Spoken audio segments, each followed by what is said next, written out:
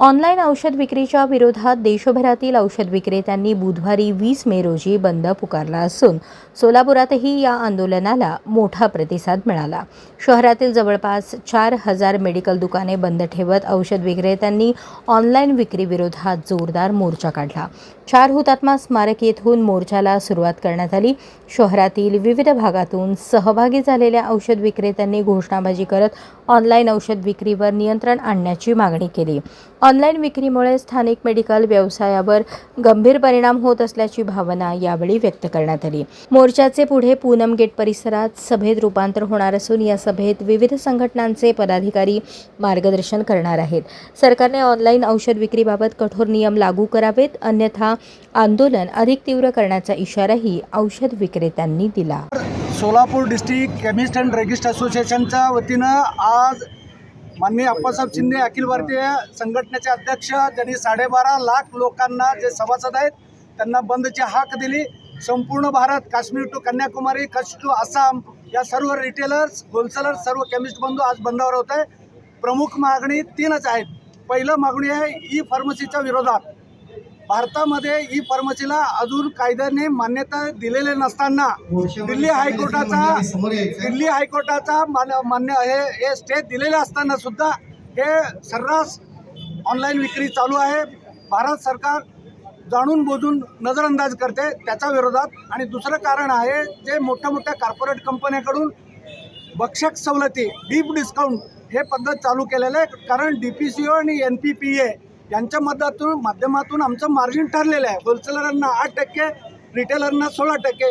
एवढं असताना जर 40%, 50%, 60% जर सवलती देऊन या तळागाळातल्या रिटेलरांना हद्दपार करून पुढे मोनोपॉली तयार करून आणि परत व्याजासकट वसूल करण्याचा जो काय कॉर्पोरेट कंपन्यांचा घाट आहे ते अन्यायकारक आहे। म्हणून त्यांचं ते हाणून पडण्यासाठी आजचं बंद आहे। तिसरं महत्त्वाचं कारण म्हणजे कोविडच्या काळामध्ये संचारबंदी असताना औषधे तळागाळामध्ये होम डिलिव्हरी वृद्ध लोकांना सेवा देण्यासाठी सेंट्रल गव्हर्नमेंटनी जे काढलं होतं GR 28 ऑगस्ट 2018 रोजी, त्याचं कारण असं होतं डिजिटल प्रिस्क्रिप्शन जरी आला कायद्याच्या बाजूने नसताना सुद्धा ते त्यावेळेला तात्पुरता आपण मान्यता दिली होती।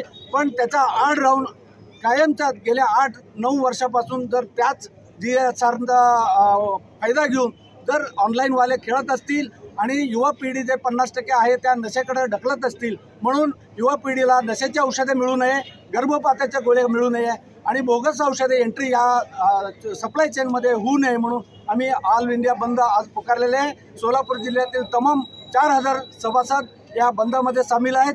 मी शासनाला परत एकदा विनंती करतो, लवकरात लवकर ते दोन्ही GR तुम्ही पाठीमागे घ्या, अन्यथा आपल्या नेते माननीय अप्पासाहेब शिंदेंनी सांगितलेलं आहे हे GR नाही मी घेतलं पाठीमागं परत आम्ही बेमुदत संपावर जाऊ, एवढं आम्ही माहिती देतो आणि थांबतो। धन्यवाद। मनीष बलदावा,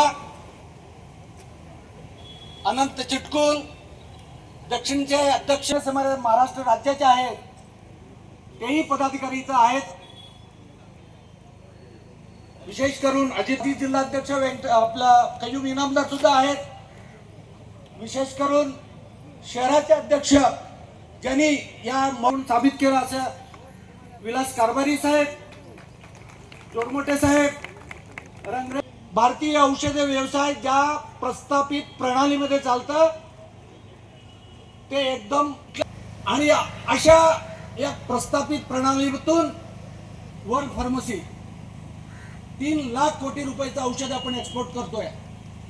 3 लाख कोटी अशा या तळागाळातल्या रिटेलरना गेल्या अनेक वर्षापासून होत असलेला ते व्यवसाय धाडकर एका दिवशी प्रश्नचिन्ह त्या नियमबाह्य काही त्रुटी असतील तर त्यांना सस्पेन्शन दिलं जात होतं।